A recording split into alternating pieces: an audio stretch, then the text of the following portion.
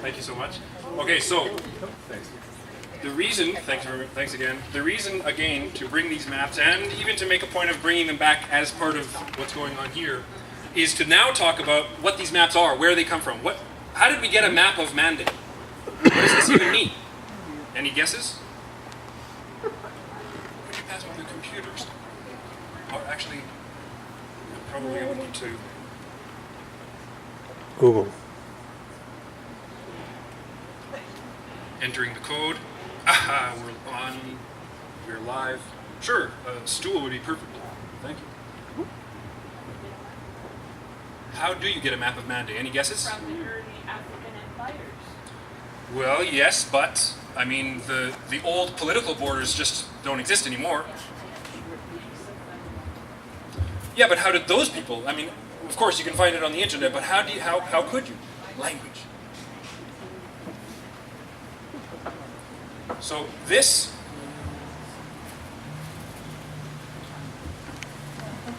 phenomenal website that I do not represent and have no interest in promoting, except insofar as it's great, is called the Ethnologue. And my understanding is that it's linguists from all over the world who, linguists have criteria for determining, for instance, what constitutes two languages versus a dialect of one language. And they have criteria for determining whether a majority of people in this village or that city speak this language or that language and so on. And over, with the help of the internet, with just over probably around hundreds of years of linguistic data, we can now map out the languages spoken all around the world. There are a few languages that are not covered here, fictional languages. You're not going to find Navi or Klingon on the Ethnologue.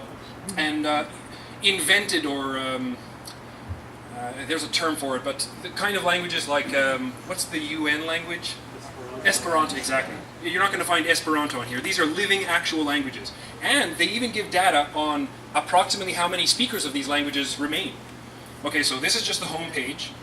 If I'll take just a second. We're going to, again, on this home page, we've got a map of the world. There are other ways of navigating it. There's a search field.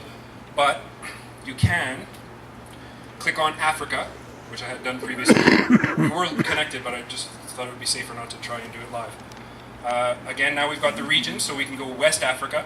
And then here, we're going to take a look now at Guinea.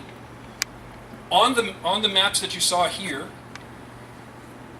of course, we had many countries represented. I don't know if this, can you see? It's not, this illuminated screen behind is not somehow obscuring it. So, Amadou, our Djembe Fola, he comes from Burkina Faso. I don't even know what language you spoke when you were growing up, Amadou. Malinke. Okay. So, my guess is that he would have grown up, again, as best you can, especially where cities are concerned, it's really hard to map. But Amadou is representing the Burkina side of Mande. Anybody know where Cheka is from? Guinea in West Africa here.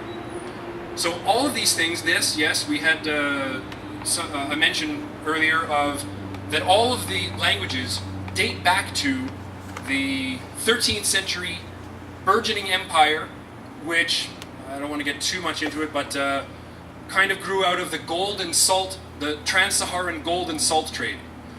Gold was further south in the gold fields in Cote d'Ivoire and Ghana.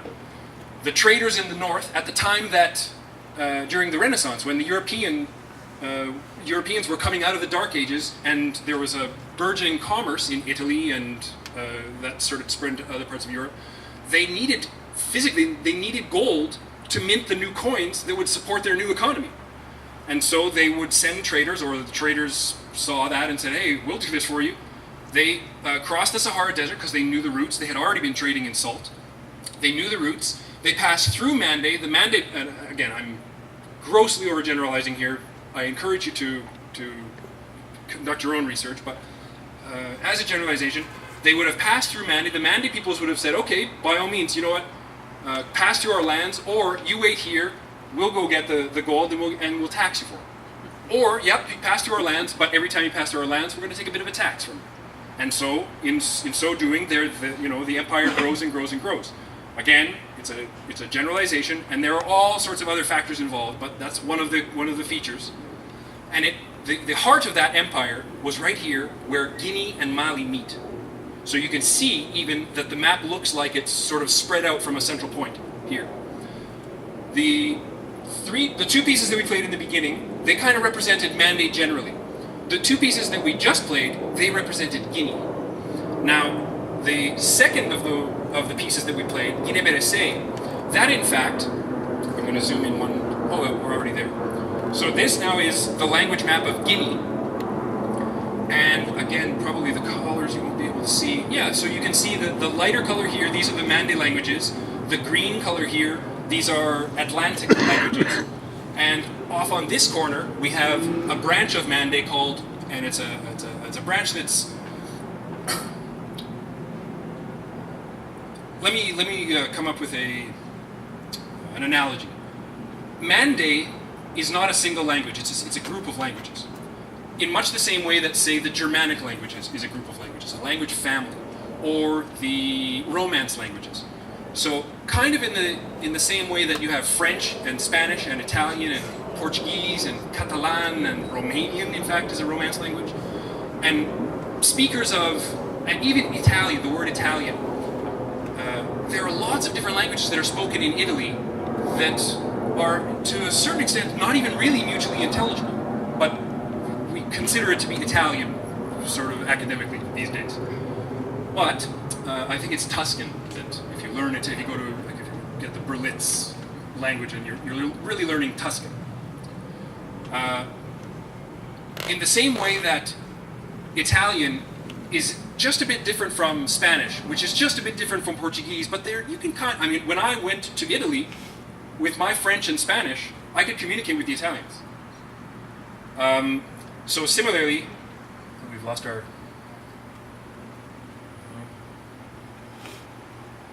Similarly, a language like Susu, there are going to be similarities, but really, Katene represents not Susu the language, but Maninka-Kan, or Malinke, or Maninka, or sometimes some people call it Mandingo. There are many languages even within Mande, and they are about as different from each other as, say, French is from Spanish, as is from Italian and Portuguese, and so on. Okay, so the song that we just played, that was actually a Susu song. The next song that we're going to play, what is the next song that we're going to play? Bani Maninka-Kan, Katene's language. Okay? Carrying on. Thank you so much for your patience, everybody.